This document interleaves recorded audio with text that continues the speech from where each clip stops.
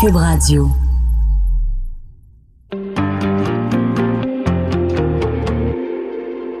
On les critique, on les juge, on dissèque leurs faits et gestes. Mais qui sont les hommes et les femmes derrière nos politiciens? Loin du débat partisan, au-dessus de la mêlée, je vous offre de les découvrir pour essayer de les comprendre.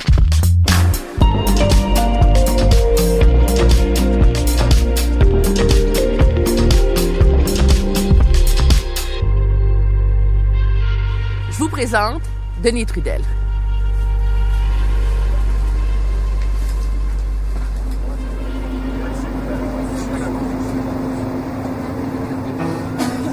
Station Berry-UQAM.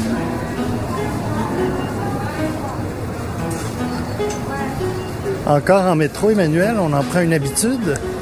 Oui, on se déplace tellement bien en métro. Mais j'ai une certaine inquiétude ce matin, par exemple. Parce que, généralement, on va rencontrer les gens chez eux, dans leur bureau, dans un endroit qui leur appartient. Parce que c'est comme si l'idée, c'est qu'ils nous invitent dans leur univers. C'est un peu ça l'idée du podcast. Mais là, le problème qu'on a avec Denis Trudel, nouveau député du Bloc québécois, c'est que son bureau de circonscription est en pleine rénovation. On est en train de repeinturer, parce qu'il a repris le bureau de Pierre Nantel, son prédécesseur néo-démocrate. Donc, on ne peut pas faire ça à son bureau. Alors là, on va faire l'entrevue dans le studio de Cube Radio. Puis le studio des podcasts de Cube Radio, il est microscopique. Mais bon, c'est pas grave. Alors, nous sommes coin Berry et Sainte-Catherine et on s'apprête à rentrer donc chez nous, dans les studios de Cube Radio pour rencontrer Denis Trudel, artiste, militant et maintenant politicien. Et j'ai très hâte de faire cette rencontre parce que c'est un personnage politique comme on n'en voit pas souvent, là. Denis Trudel est né à Shawinigan, a grandi à Shawinigan. 1963, je pense, il est né. Et après ça, il a fait des études à l'École nationale de théâtre. Et objectivement, c'est un nom que tout le monde connaît. C'est quelqu'un qui fait partie de l'univers télé, cinémato, visuel du Québec depuis des décennies. Il a joué dans tellement de films que je ne pourrais même pas tous les nommer, de séries télévisées, etc.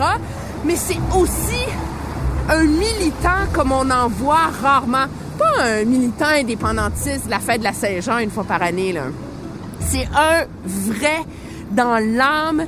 Il a milité aussi au mouvement Montréal français pour défendre la langue française au Québec, à Montréal. Il a reçu des prix de la Société Saint-Jean-Baptiste.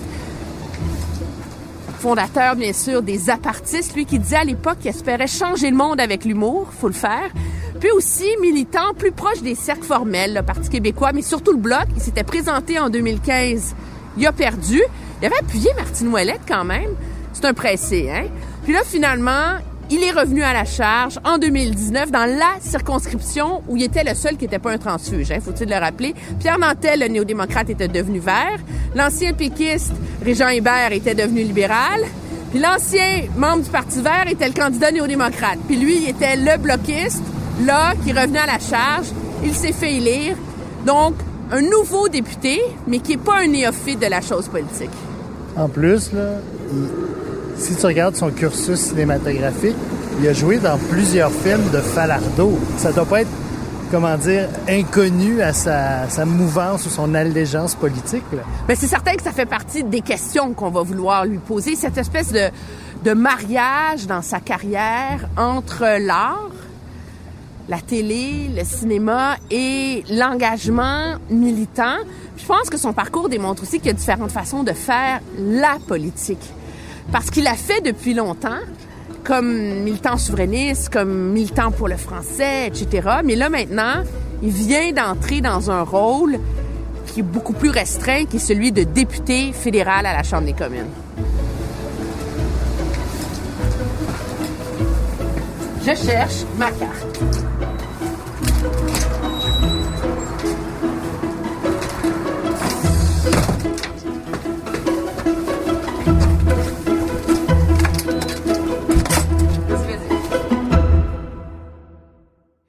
Denis Trudel, bonjour. Bonjour. Vous êtes acteur, militant, maintenant député fédéral. Vous sentez-vous politicien?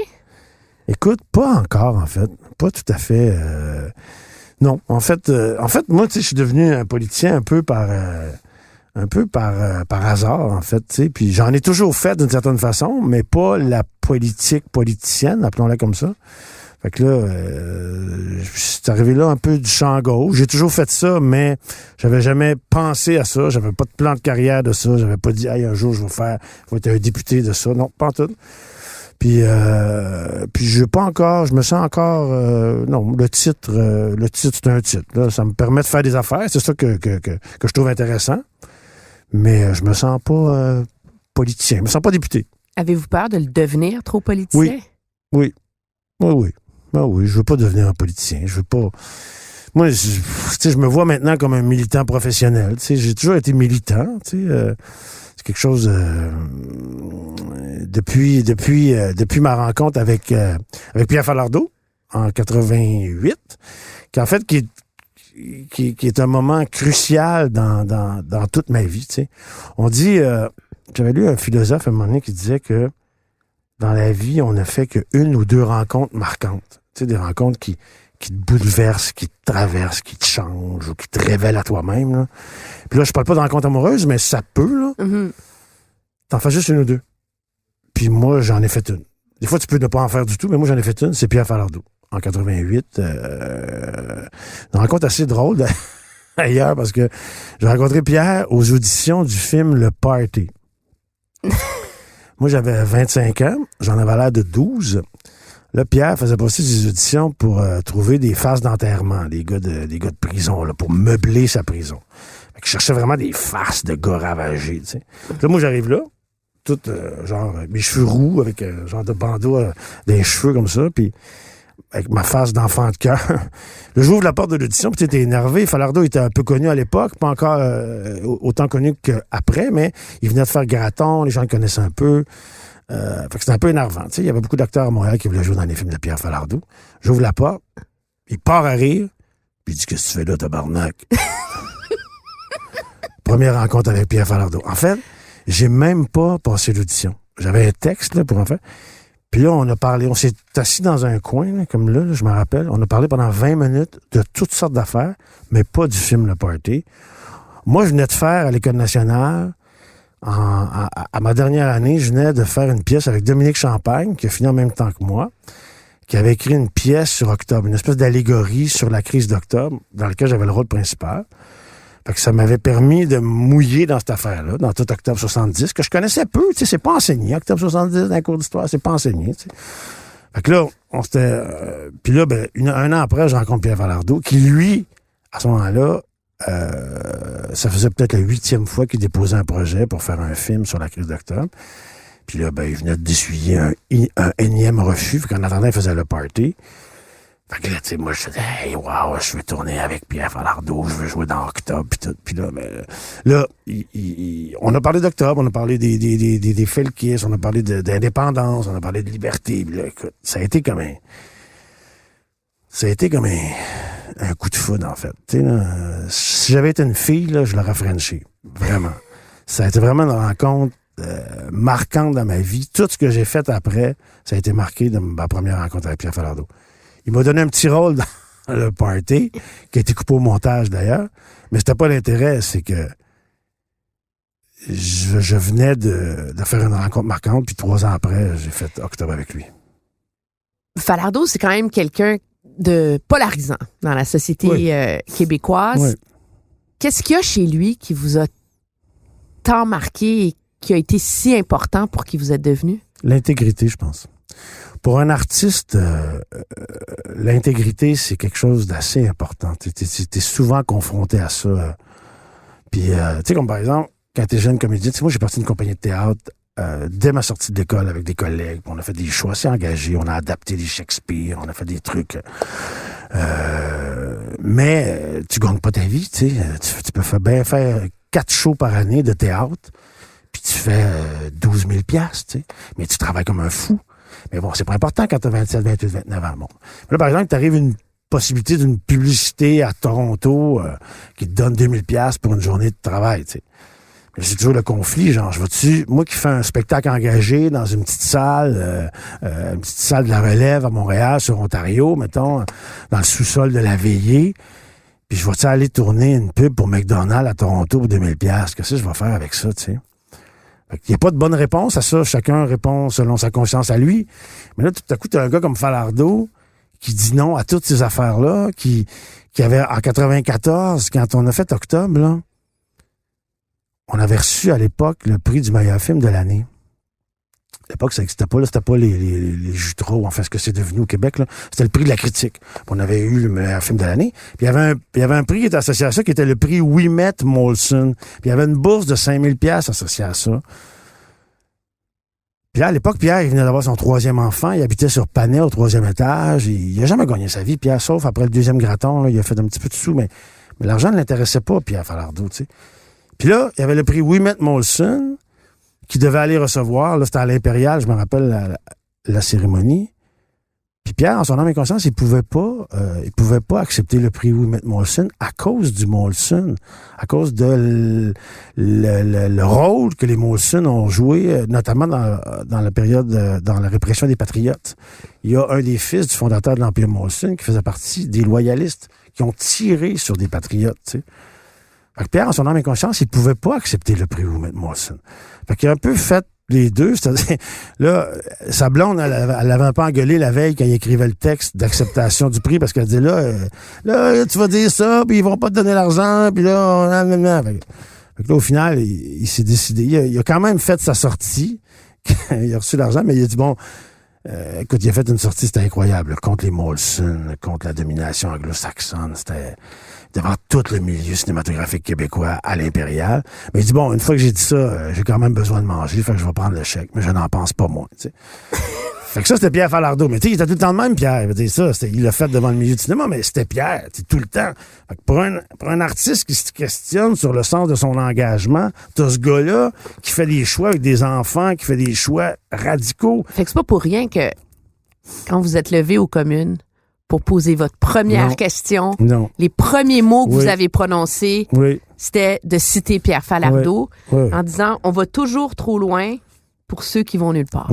Oui, c'était pensé, c'était réfléchi. Pour ma première sortie aux communes, de citer Pierre, pour moi, c'est ça. C'est l'homme qui a changé ma vie, tu sais, parce que je suis devenu, après ça, tu sais, dans le milieu, les gens me connaissaient un peu comme Trudel, l'acteur engagé, tu sais, le gars qui fait des trucs. Tu sais, combien tu sais, moi, j'ai achalé tout le monde, tu sais. À un moment donné, j'étais porte-parole du mouvement Montréal français, puis là, je montais des shows de 12 heures au Lion d'Or pour faire de la protection du français, pour parler de l'importance de la langue, puis tout. Tu sais, j'appelais tout le monde, Christian Bégin, Paul Piché, tu sais, les gars étaient plus capables, parce que là, non, mais ils viennent, tu sais. Ce que je veux dire, c'est qu'ils étaient plus capables, pas dans ce sens-là, ils étaient contents, ils sont toujours contents quand ils l'appellent, mais tu sais, c'est, ah, Denis, on n'en revient pas, t'es encore là, tu tiens le fort, puis une chance que t'es là, puis t'as-tu, puis t'attends.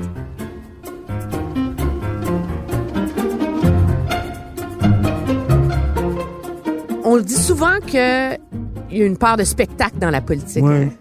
Puis que, est-ce que votre métier, votre talent d'acteur fait en sorte que c'est plus facile d'être bon, d'être pertinent, d'être éloquent à la Chambre des communes? Ben, écoute, ça, c'est une question qu'il y a beaucoup de gens qui me disent ça, qui pensent notamment au blog, puis dans les militants que je connais depuis des années, ils se disent « Ah, Denis, en chambre, quand tu vas te lever, ça va être effrayant. » Tout le monde, là, ben, peut-être, on verra, mais ça reste quand même un métier différent. Puis juste pour comprendre, quand t'es comédien, tu fais du théâtre, par exemple, puis que le rideau s'ouvre, puis que les lumières s'éteignent dans la salle, les gens, ils ont payé leur billet, t'sais.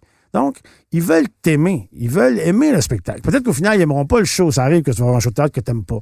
Mais au final, ils sont dans ton équipe. Au début, là, ils sont dans ton équipe. Ils sont avec toi. Ils veulent que le spectacle soit bon. Ils veulent que tu sois performant. Puis ça, tu le ressens. Quand tu es sur scène, là, tu ressens ça très fort. Mais en Chambre des communes, là, ils sont pas dans ton équipe. Ils ont pas payé pour te voir. Puis à la limite, si tu te mets le pied dans la bouche, ils vont être bien contents. Mais on leur sent ça quand on se lève à la Chambre des communes? Oui, on leur sent. Écoute, ils font du bruit, ils parlent, ils crient. Tu sais, bon, j'ai pas une énorme expérience. Je me suis levé une fois à date. T'sais. Je peux pas dire, mais j'ai entendu du brouhaha pendant que je parlais. Puis il y a un feeling très... c'est pas agressif, là. C'est juste quelque chose d'un peu froid, c'est pas un public accueillant. Surtout pour moi, qui, en dehors du théâtre, là, moi, je n'ai fait des discours, mais devant des militants, devant des crinqués, devant des gens partisans, des gens qui m'aimaient d'avance. Fait que ça, je suis habitué de faire ça. Mais là, la Chambre des communes, là, c'est toute une autre ambiance, là. T'sais, c'est pas nécessairement agressif, mais tu sens une énergie, ils sont pas dans ton équipe.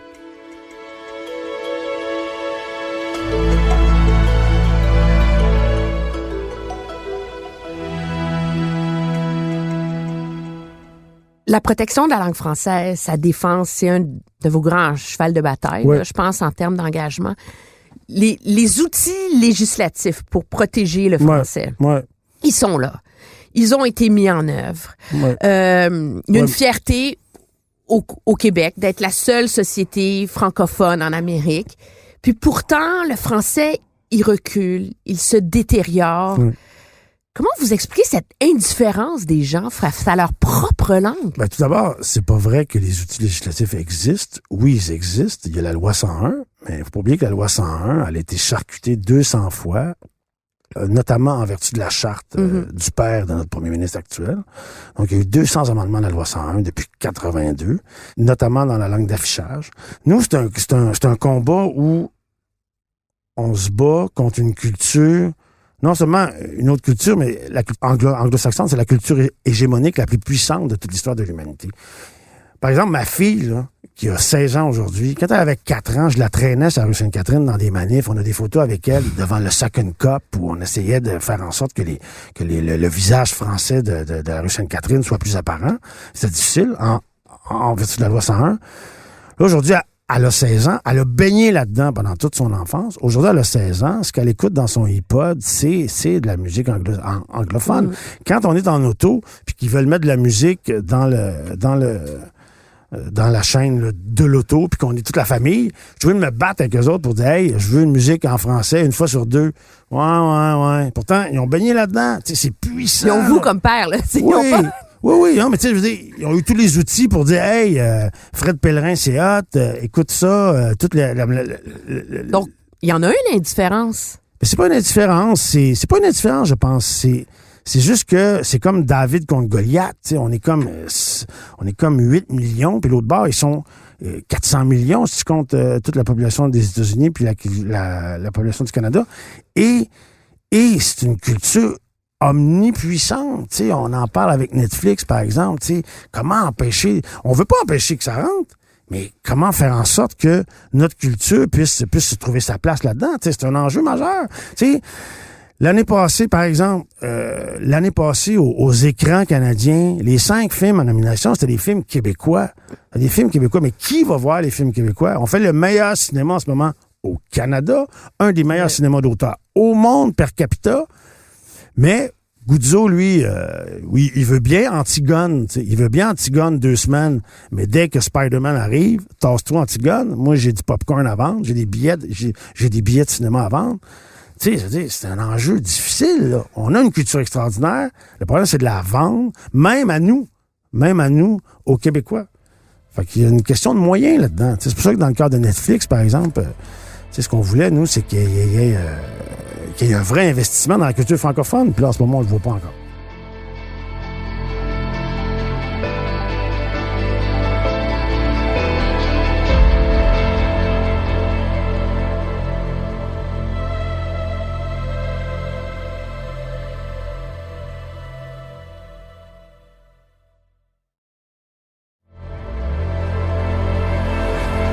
On rentre là, dans un hiver, un printemps politique au Québec. On va beaucoup parler de langue parce que le gouvernement Legault a promis de revoir les mécanismes pour protéger la langue. On parle même d'ouvrir la charte de la langue française, etc. Est-ce qu'il y a un tabou dont on n'ose pas parler, c'est la qualité de la langue? Comment on laisse les gens la massacrer et ne pas la protéger dans toute sa beauté et ses nuances? Moi, là-dessus, je suis un peu divisé parce que, oui, effectivement, la qualité de la langue, c'est fondamental.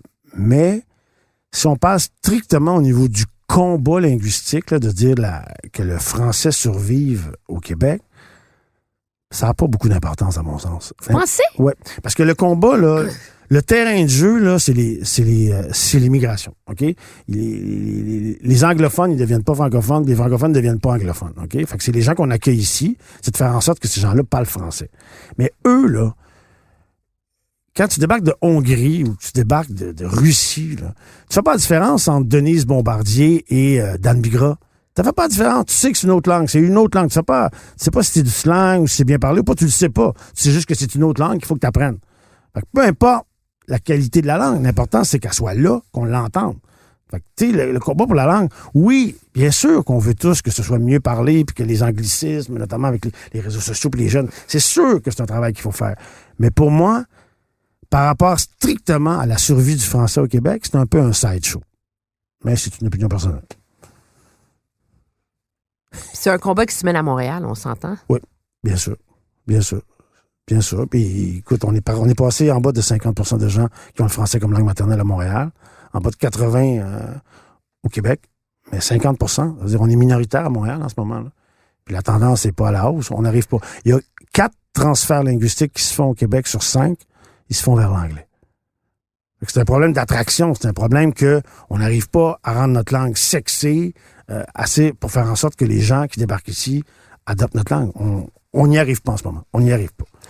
Puis ça, je m'excuse, mais c'est pourquoi je suis là aussi au Bloc québécois dans un parti indépendantiste, c'est qu'à mon sens, on n'y arrivera pas tant qu'on ne sera pas indépendant. Je veux dire, la mesure ultime pour faire en sorte qu'on va protéger le français de façon pérenne, c'est l'indépendance. C'est l'indépendance. Parce que sinon, c'est des demi-mesures. On est dans un pays officiellement bilingue. Puis au Québec, on est unilingue, mais on n'arrive pas à protéger le français en ce moment. Si on prend un pas de recul, oui. Quand venez-vous d'une famille politisée pour avoir été... Non. C'est qui Denis Trudel, enfant? Ouais. Qu'est-ce qu'il y a dans votre jeune âge, dans votre vie, qui vous a mené là? Écoute, l'autre personne importante pour moi par rapport à mon engagement politique, c'est mon père. Curieusement, mon père, il parlait jamais de politique. Mais moi, je viens d'un milieu ouvrier. Je viens de Shawinigan, OK?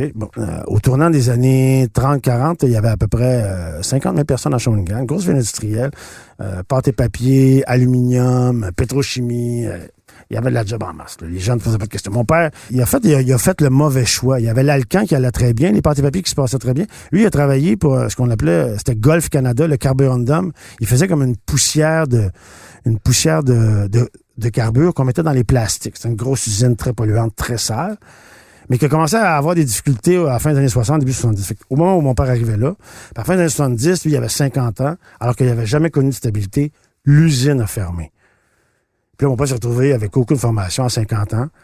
Puis tu sais, toute mon enfance, moi, j'ai senti l'impuissance de mon père, tu sais. L'impuissance des Québécois qui, pendant des générations, se sont sentis dépossédés en leur propre pays. C'est-à-dire que les outils pour faire en sorte que tu vas faire vivre ta famille ne t'appartiennent pas. Ils appartiennent à d'autres mondes. Puis dans ce cas-ci, des gens qui viennent d'un autre pays puis qui parlent même pas ta langue. Et eux, ils ont le pouvoir sur toi, sur ta façon de nourrir ta famille, de te loger, de te nourrir, tout ça. C'est d'autres personnes ailleurs. Fait que moi, ça, là, ça m'a beaucoup marqué dans les années 70. Puis sans que je m'en rende compte, en fait, quand j'avais 13, 14, 15 ans, là, je m'en rendais pas trop compte, mais c'est après. En fait, quand j'ai rencontré Falardeau, qui, lui, intellectualisait plus cette affaire-là, que là, ça m'a fait, OK, c'était ça que je vivais, tu sais. La révolte que je ressentais là, face à cette impuissance-là, que vivait mon père. Tu sais, je l'ai vu broyer à 50 ans sur la table de la cuisine, mon père, d'impuissance, de dire, qu'est-ce que je fais maintenant, tu sais. Puis mon père, il est mort à 60 ans d'un cancer. Les 10 dernières de sa vie, il est arrivé dans une taverne 6 jours par semaine, entre 7h et midi. Puis, mais il était pas malheureux, mais il a vécu de l'impuissance, tu sais. Fait que ça, pour moi, ça a été un des moteurs, mais je l'ai su juste comme 15 ans après, le moteur de mon engagement. Alors là, le jeune Denis Trudel est grandi à Shawinigan. Oui. Il est témoin de l'instabilité financière de la famille. Oui. Des risques qui viennent avec ça. Oui. Puis décide de se lancer, d'aller à l'École nationale de théâtre. Y a-t-il un métier plus fragile est plus instable Ouais. que de vouloir être Ouais. acteur. Ouais, je sais, mais je me posais pas ces questions-là. Quand t'as 20 ans, Ah non? non. Tu sais, moi, je me rappelle, mes parents, ils m'ont assis sur le coin de la table quand j'ai décidé de devenir acteur. Ils m'ont assis, puis ils ont fait le job de parents. Pendant 2 heures, là, ils m'ont descendu le métier. Ils ont dit, bon, c'est instable, tu gagneras jamais ta vie, c'est des troubadours, blablabla, blablabla. Mais à la fin de la soirée, ils ont dit, bon, maintenant, on t'a dit tout ce qu'on avait à te dire, fais ce que tu veux, on t'en reparlera plus jamais. Et de fait, j'ai eu des périodes difficiles. J'ai eu des périodes où je gagnais pas ma vie. T'sais. En fait, j'ai toujours travaillé, mais j'ai pas toujours gagné ma vie, en fait. C'est ça la différence. C'est que j'ai toujours fait des choix un peu financièrement pas toujours faciles, pas toujours évidents. D'ailleurs, juste être un acteur engagé, c'est déjà faire un choix pas évident. T'sais. Je privilégiais toujours le côté genre, j'ai eu des compagnies de théâtre, j'ai fait ça de trucs, j'ai parti les apartistes. Fait que c'était toujours des trucs où ça me demandait beaucoup de temps, mais il y avait jamais d'argent au bout de la ligne. Mais bon, tant que j'avais pas d'enfant, ça me dérangeait pas trop, en fait. T'sais. Pourquoi être acteur? Écoute, j'ai pas choisi. C'est que moi, je suis un gars assez timide, en fait. Je suis un gars assez gêné. Un gars... tu sais, dans la classe, moi, j'étais dans le fond de la classe, habillé en beige, j'avais des cheveux roux qui me descendaient dans les yeux, j'étais habillé brun. Je passais inaperçu. J'étais pas le gars qui parlait le plus, tu sais. Mais là, en secondaire 4, je pense pas trop, on a commencé dans un cours de français, on faisait des scènes de Molière, tu sais. Dès que je suis sur une scène, que j'ai un texte, c'est comme si je m'allumais par rapport à la vie normale, là, où j'étais plutôt quelqu'un qui prenait pas beaucoup de place. Fait que là, ça s'est continué. Au cégep, j'ai participé à cégep en spectacle. Puis là, ben, tu sais, j'avais la piqûre. Puis là, après ça, j'ai dit, bon, écoute donc, je vais m'essayer dans les écoles de théâtre. Puis si ça fonctionne, je ferai ça. Puis si ça fonctionne pas, ça voudra dire que c'est pas pour moi.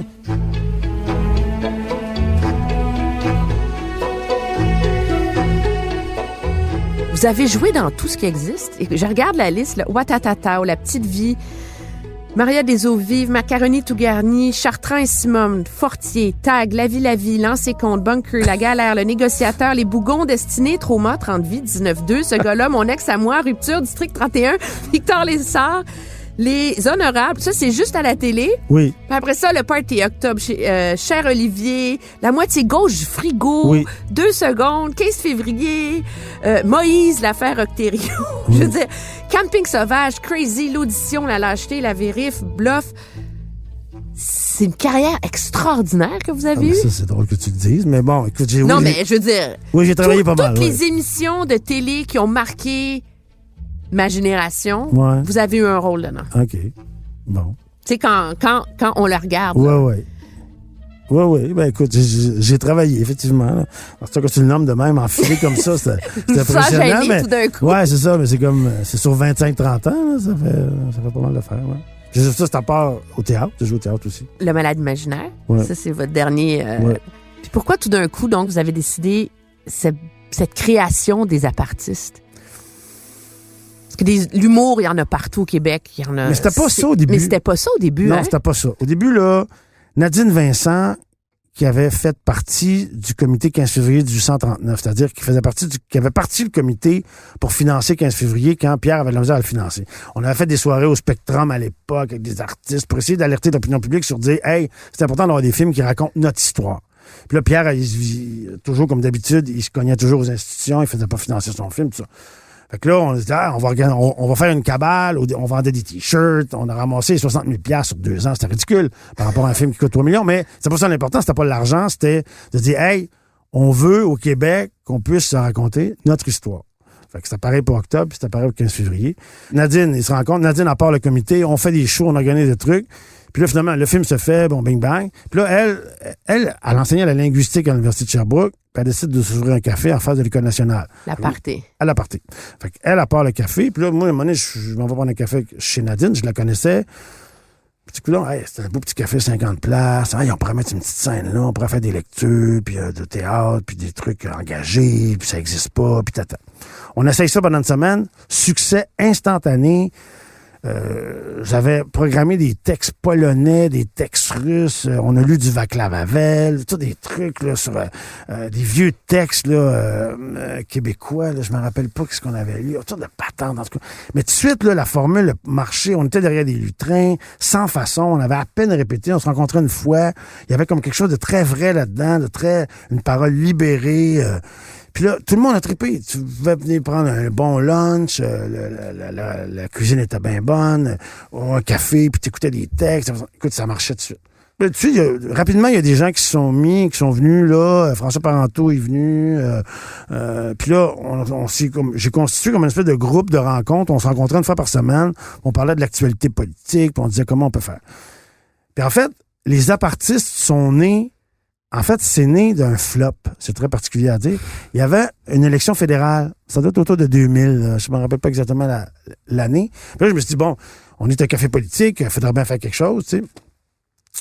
Fait que là, je ramasse Parenteau qui faisait un peu d'improvisation, Louis Champagne, Christian Vanasse qui tournait autour un peu. Les autres, c'était des gars qui faisaient de l'impro. Tu sais, on va faire une soirée d'improvisation électorale. On va s'écrire des thèmes de même, puis le soir d'élection, puis on va parler de la campagne électorale. Donc, on fait ça, et c'était très mauvais.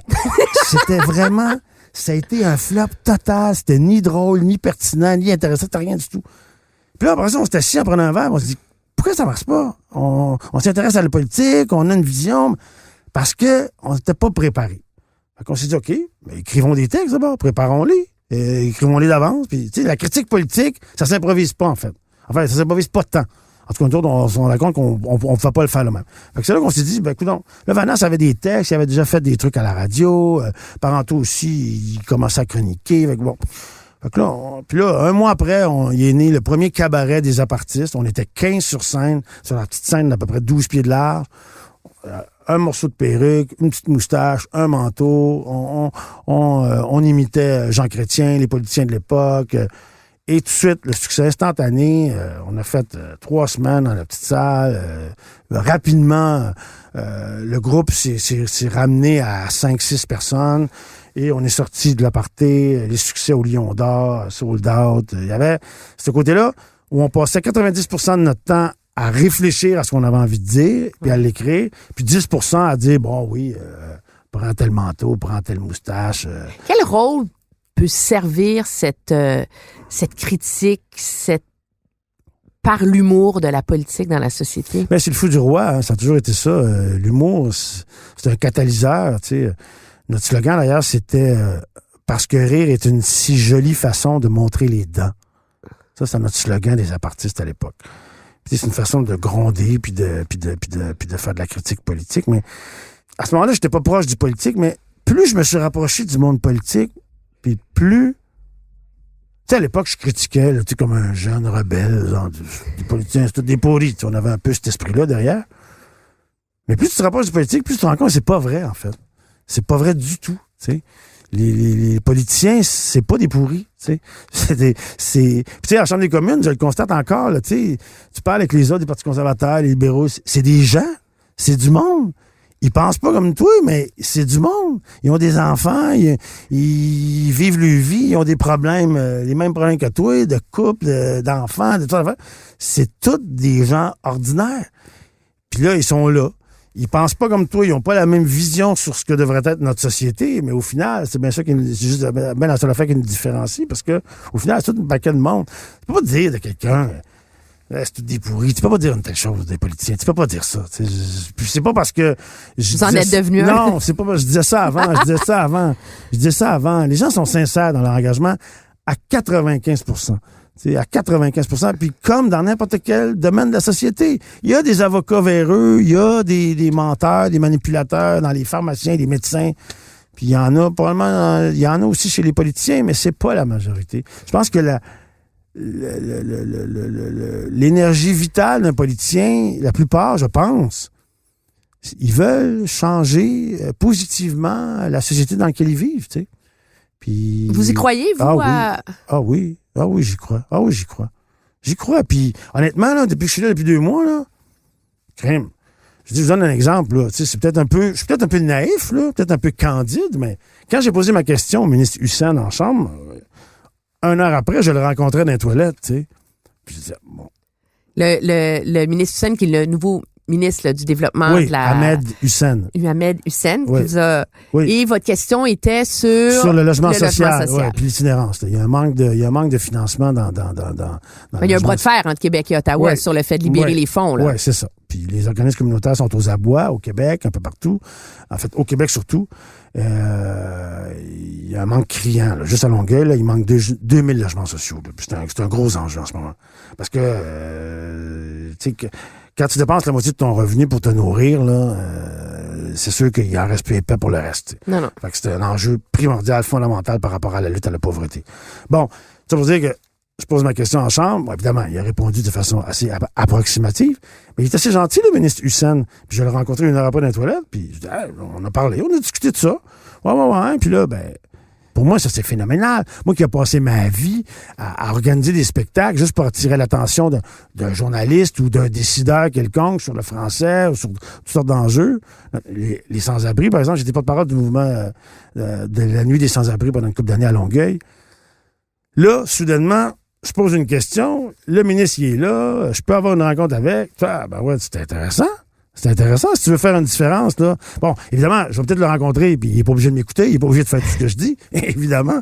Mais quand même, c'est quand même intéressant. Tu sais, si tu vas avoir un impact, là, moi, je pense qu'on peut avoir un réel impact. En tout cas, j'y crois. Je suis peut-être naïf. Peut-être dans un an, on va revenir, on va se parler, puis on va dire, finalement, c'est pas si facile. Mais pour le moment, je pense qu'on peut faire vraiment la différence pour les gens. Puis c'est comme ça que je vois ça. Tu sais, les gens, il y a beaucoup de gens qui me regardent maintenant. Monsieur le député, puis tu vois, le député, je dis, quoi, ça permet de faire des affaires plus qu'avant. C'est pas un trip de pouvoir, c'est exactement le contraire, en fait. C'est que t'es au service des gens maintenant. T'es au service des gens. Les gens, ils viennent te voir, puis peux-tu faire quelque chose pour moi? On va voir. Des fois, non, des fois, oui, mais c'est le contraire d'un trip de pouvoir, je trouve. Puis ça me tente, avec tous les outils que j'ai pu ramasser dans mes années de militantisme puis d'acteur, là, d'essayer de faire une différence dans la vie des gens.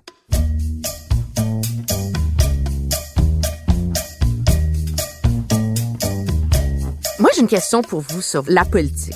Je pense que vous rentrez dans la catégorie des gens qu'on décrit comme des souverainistes pressés. On s'entend, là? Ouais.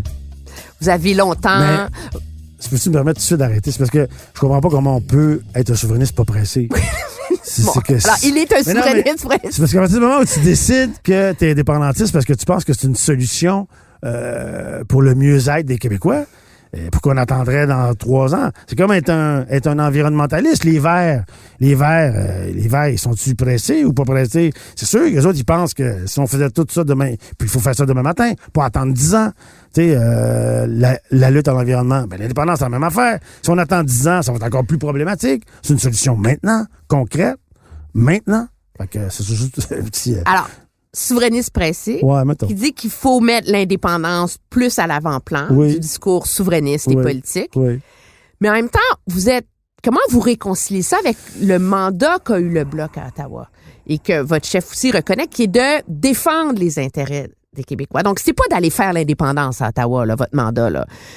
Puis on n'est plus en 1990 quand les gens ont voté Bloc parce qu'ils étaient comme anti-Canada après l'échec de Mitch. Comment vous réconciliez les deux? Tu sais, le Bloc québécois, c'est un parti indépendantiste, là. C'est tous des indépendantistes, là. Au final, la rhétorique qu'on a tenue pendant la campagne est vraie. On va travailler pour défendre les intérêts du Québec, mais ultimement, pour moi, défendre les intérêts du Québec, c'est de faire l'indépendance du Québec.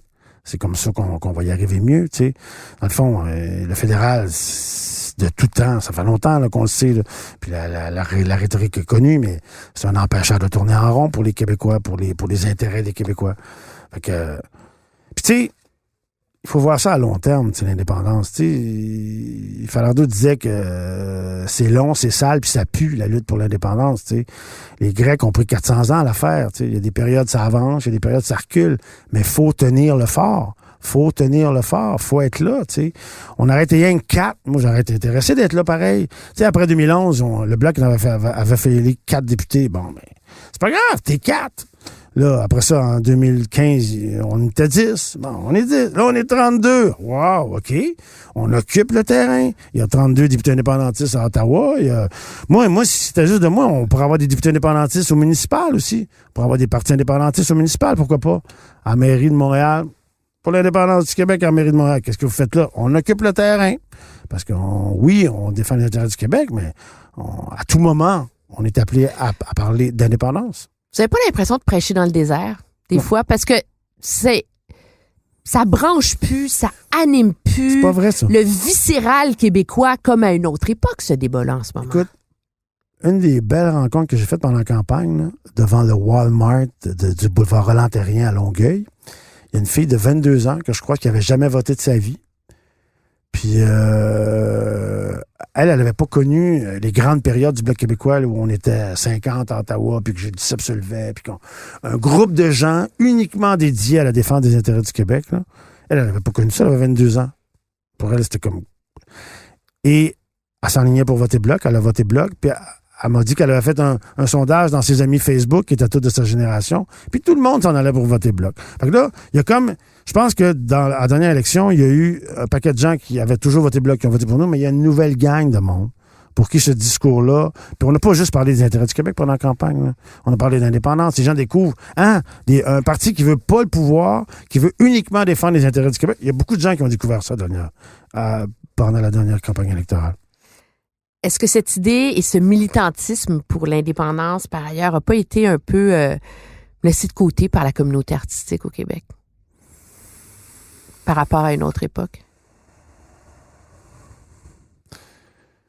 Il y a encore un noyau dur de gens qui y croient dur comme fer. Tu sais, Christian Bégin, il est venu à ma soirée bénéfice pendant ma campagne électorale. Tu sais, moi, à la dernière campagne... La nouvelle génération artistique, elle est moins engagée que la vôtre. Non, ils sont peut-être moins péquistes, ceci dit, là, mais ils sont aussi engagés pour d'autres causes. Tu sais. Ils sont beaucoup engagés pour l'environnement, les jeunes acteurs. Ils sont beaucoup engagés pour l'environnement. Mais pas pour l'indépendance. Mais pas pour l'indépendance. L'indépendance, c'est toujours là. Tu sais. C'est un appel à la liberté. C'est un appel à la survie du peuple québécois. Tu sais. Pas parce qu'on n'en parle pas tout le temps, c'est que c'est pas quelque chose qui est ressenti par tout le monde. Tu sais, moi, j'ai côtoyé les jeunes artistes, puis effectivement, ils n'ont pas toujours le mot liberté et indépendance au bout de la lèvre, mais ils comprennent l'enjeu, puis ils savent que c'est important. Mais bon, même si c'est pas toujours en avant. Mais tu sais, les artistes, ils vont être là quand ça va être le temps. Tu sais. Je pense que quand ça va être le temps. Puis moi, je pense que ça va être le temps très, très, très bientôt, que notamment sur les enjeux énergétiques, là, que le Canada, il risque de se passer des choses dans les prochaines années.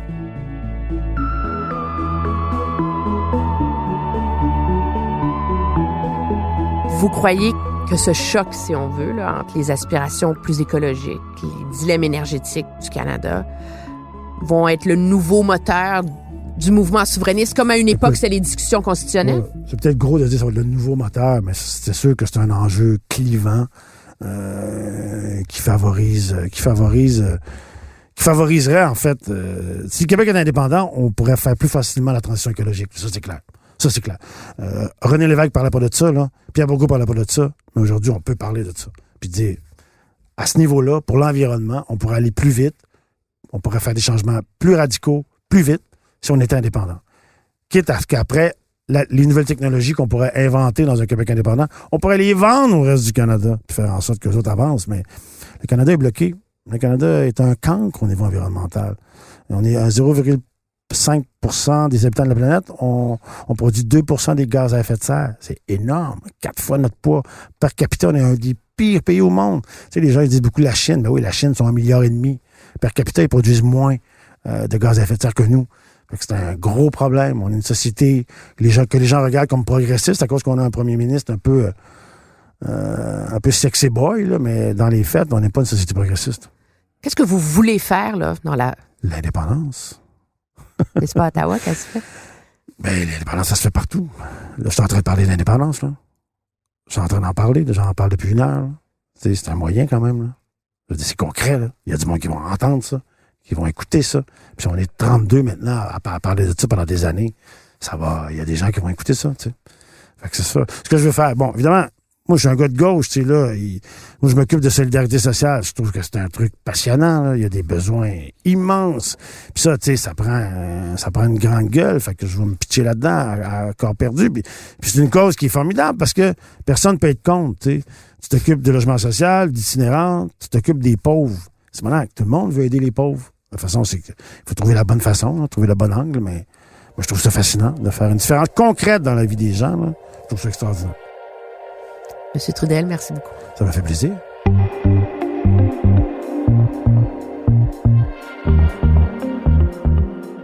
Emmanuel présente est une réalisation de l'inspirant Bastien Gagnon La France grâce au montage de la magnifique Anne-Sophie Carpentier. Et si vous aimez notre balado, bien n'hésitez pas à la partager, laissez un commentaire et même donnez des étoiles. Oui, allez-y, donnez-nous-en 5 si vous adorez ça, parce que c'est ce qui aide à faire connaître la série. Vous pouvez me lire dans le Journal de Montréal et de Québec, écouter mes analyses à TVA et LCN, puis mes chroniques ici sur Cube Radio. Merci d'être à l'écoute.